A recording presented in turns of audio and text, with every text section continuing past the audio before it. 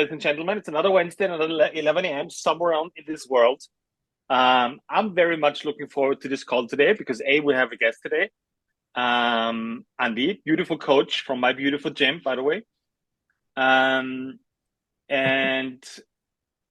as much as I like talking in concepts, so you get the big gist of it, we have very specific and concrete questions because we have a weird training group where I tell people what they should do and should not do and give them feedback, and they post videos and we all get stronger.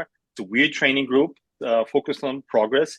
And there was something coming up yesterday, which I want to talk about today, which will be more going into lats and what's actually mobility and how to work on your lats. So I'm very much looking forward to practical stuff today. Bring it on. Bring on the questions. Hi, everyone.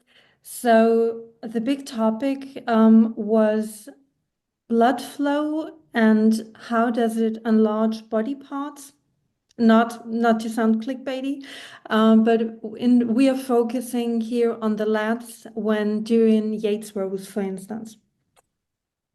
All right. So the thing we talked about yesterday in the training group was, so Andy was posting a video of him doing a Yates row. And obviously, I hope everybody agrees that we're doing Yates rows with the barbell to get our lats stronger, whatever that means, getting the lats stronger, right? And I saw him doing the Yates row and holding the barbell on top. And I think I asked the question, why is he doing that? Is that correct? Did I ask? Yeah, okay. Yeah. And then he said, now it's your turn. What did he say? To gain more tension in my lats.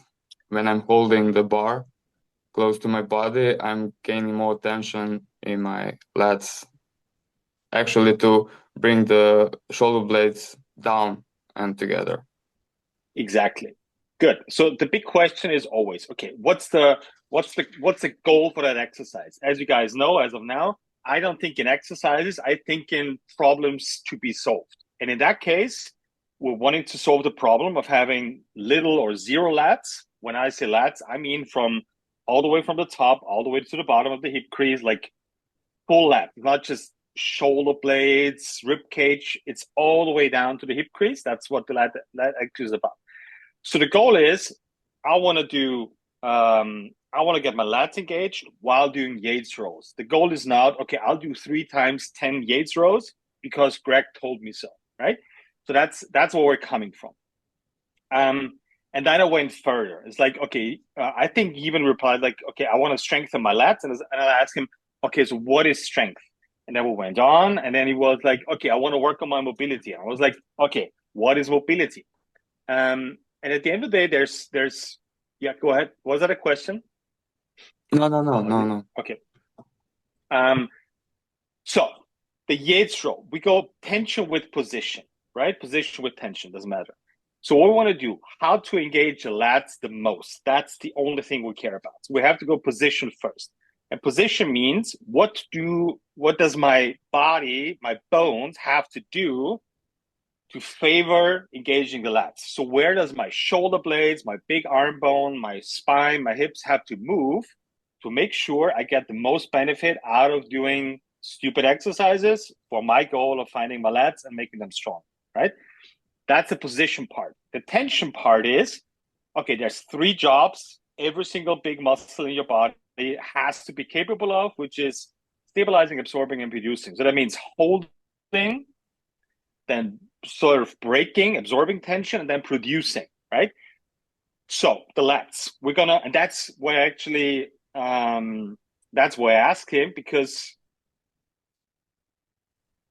I don't think holding stuff at the top is the best way to activate your lats. And let me dive into it. Okay. Where are the attachment of the lat? Where are the attachment of the lats on the bones? So that's what we're always starting.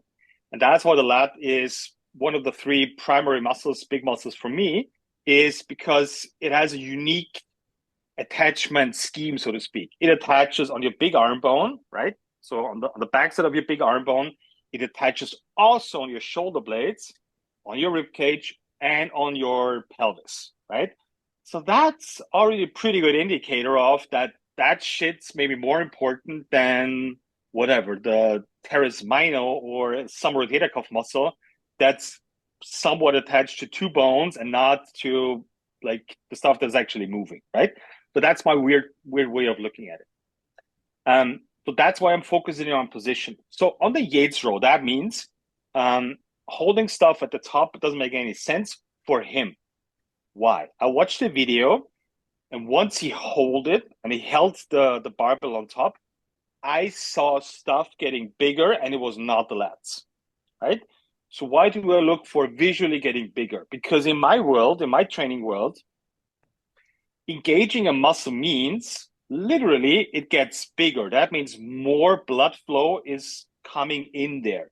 It enlarges. And as maybe some of you might know out there, body parts usually enlarge when there's a lot of blood flowing in there, right? I won't go into any further details, but that's happening throughout your body, right? And especially with muscles. So when I watched this video, I was like, well, that's a pretty good idea, but it's not working. Like shoulders got bigger, arms got bigger, like in terms of volume and pumping it up. And as far as I could tell from a video and him still wearing a shirt, I could not see the lats getting bigger, right? And by bigger, I don't mean like growing into like a tree trunk or something like this.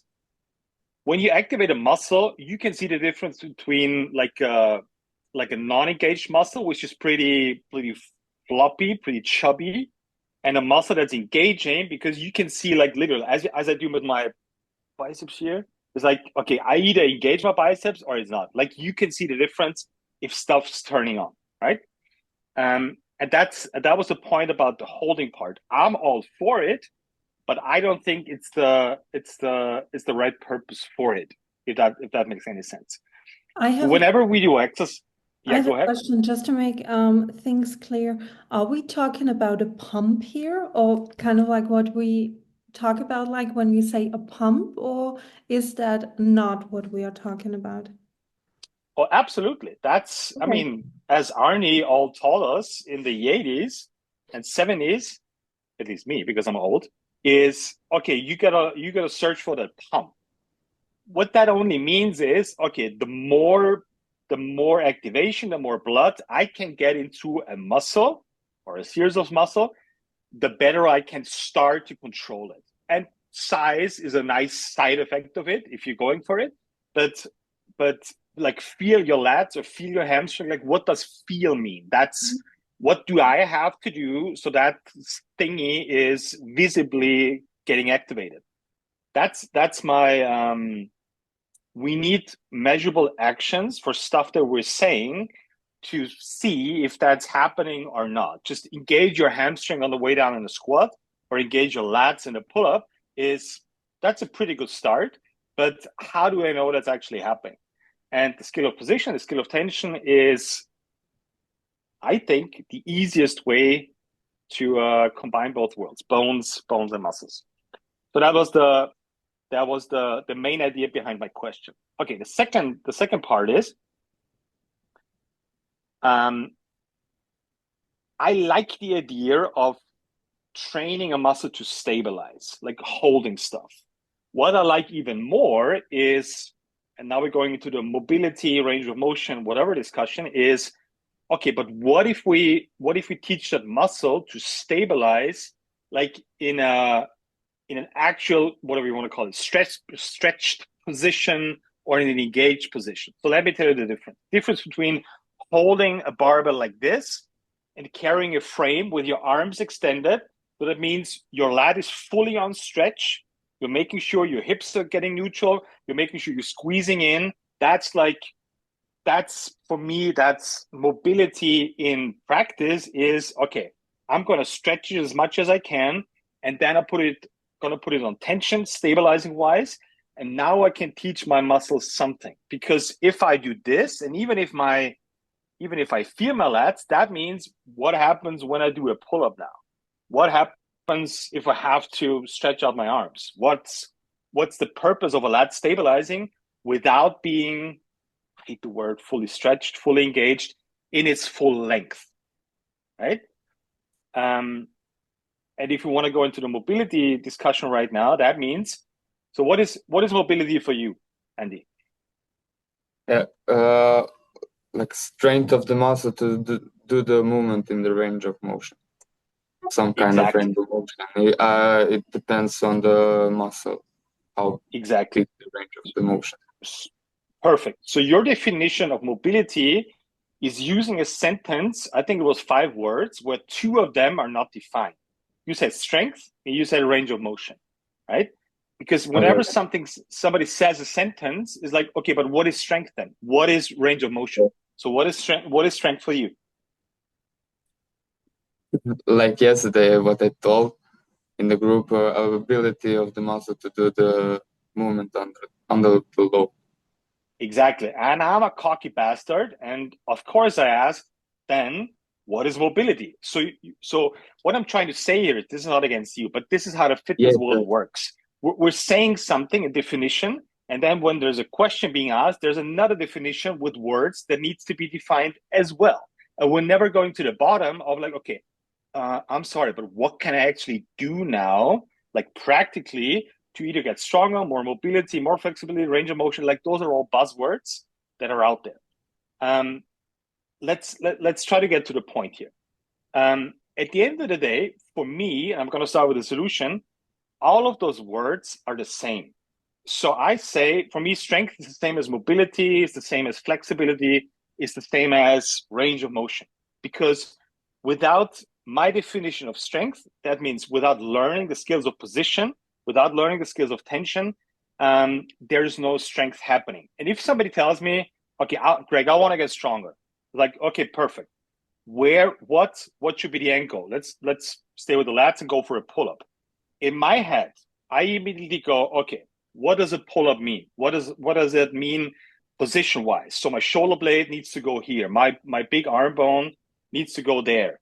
My lats have to engage, obviously, and I need my biceps. And based on that, I can write not only a programming, but I can teach you, and you can learn an execution part, which is based on measurable results. That means if you do Yates rows and your shoulder blades don't get pinched together, that means your lats cannot fully engage. That means it's pointless and it's not about the exercise anymore. So now we can put certain constraints on it. It's like, okay, if that is the end goal, that needs to happen in terms of skills of position, and that will vice versa lead to the skill of tension, or tension leads to the skill of position. It doesn't matter. It's the chicken and egg discussion. It doesn't really matter, right? So that's the whole point about strength and mobility. And therefore, for me, there's no difference. And that is the reason why, for me, it's pointless to work on your mobility, kind of tick the box there, and then do strength work on top. So the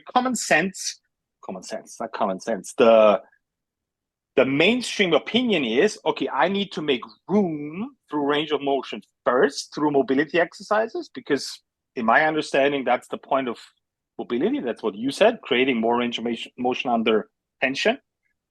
And then you're gonna fill that room, that empty room, that newly space extended room up with strength by doing strength work afterwards. But it doesn't make any sense logical wise, because if I create more range of motion, that range of motion needs to be covered in the assistance or strength work as well. Practical example. So let's stick with the Yates row. So let's say my shoulder is whatever tight and I'm missing range of motion. So now I do like stretches and mobility work, and now I have more range of motion, and now my muscles all of a sudden are going to start to turn on in a Yates row, and I still have no clue about where my shoulder blades need to move in order to engage my lats, right? And that's why the skill of position, the skill of tension will make you both at the same time stronger and more mobile, right? And I could totally say this speaking out of my ass, or I could say, this is what I find in my training. This is what I'm doing. I'm spending less time on training. I'm getting obnoxious results from it. You guys are getting results of it. The coaches, our people in the gym are getting results of it. So I guess there's something working here, and we don't have to split it up in between. Okay, I have to make more room, and then all of a sudden I have to fill up that room with more strength. I have a funny story. It's almost like saying I'm a non-famous singer, and I'm gonna rent the Madison Square Garden with 50,000 seats in it, and I'm gonna show up, and all of a sudden the whole room will be filled with screaming people loving me. That's not going to happen because nobody knows about you. That's the same with tension and muscle. Just because you make more space and more room doesn't mean there's going to be tension automatically happening because you're doing an exercise, renting out the Madison Square Garden. You're going to be very lonely on that stage, and you've spent a lot of money and time renting out the Madison Square Garden.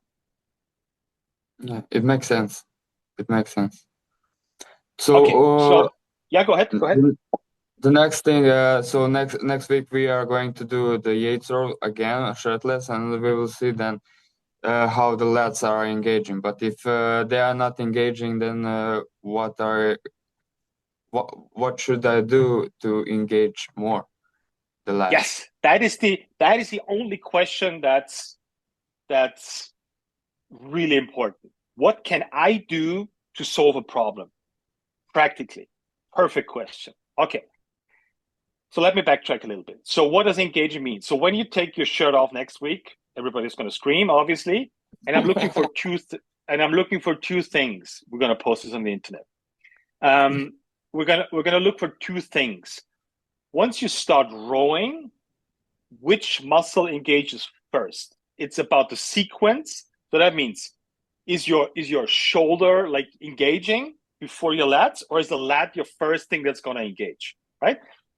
That's the first thing we're going to look at. And the second one is, okay, how much of that big muscle are you actually using? So as I said before, are you feeling the lats from the top? So that means from the shoulder, back of the big arm bone, all the way down to the hip crease. It's not enough if you feel like the shoulder blade and upper back part, and you never get that full engagement down to your hips.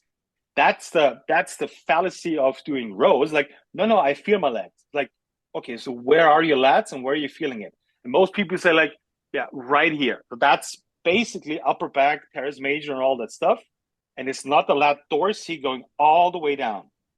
But what's the point of training for the lat dorsi if you're not actually using it? So that's how far we have to trickle it down. Okay, so back to your question. Start with stabilizing exercises for your lats. So that means frame carry, for example. I mentioned it before. The frame carry is beautiful because you can adjust the grip width. So the further you go out with your hands, theoretically, the harder it is, practically, the harder it is for your lats to engage, right? So we have to find like your perfect frame carry width, so to speak, where you're not going to shrug. That means we have to make it really heavy, because once it gets really heavy, there's no shrugging because it's really exhausting to do this. So you have to keep your shoulders down. That's a different approach in coaching shoulders down than telling you all the time, push your shoulders down, keep your shoulders down. We have to find stuff where there's no other way out than keeping your shoulders down, because the weight is so heavy and you have to grip it. And at some point, your lats have to start working in a stabilizing form. And I know that for you, that you're doing the frame carry once a week. So that's a pretty good start. The next step is... I need to sorry to interrupt, but whenever I do the frame carry, I feel my lats. I really feel them engaged. Good. So that's perfect, but it's not the end of the road here, because stabilizing the lats is a good first step, but that's not going to help you a ton for doing a pull-up, right? Because in a pull-up, the lats have to actually produce tension, getting you up there.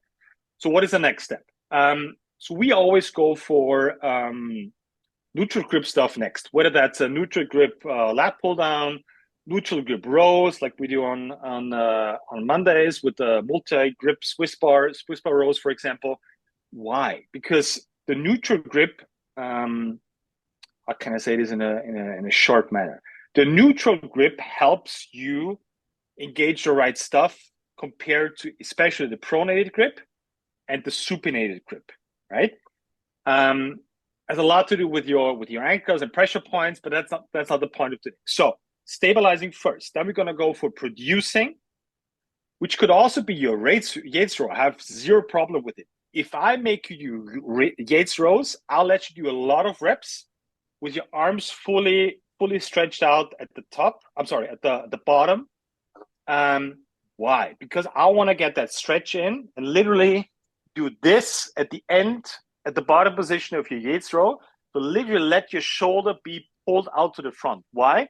Because the lat's right here, the insertion is right here, and I want to stretch that motherfucker as much as possible. All the way down, yeah. Yes, so I want to stretch it from And here to go with all the the way elbow up here. as much as possible to go back. Yeah. To have Yes, that and big stretch. exactly. Yeah, I understand it. Exactly.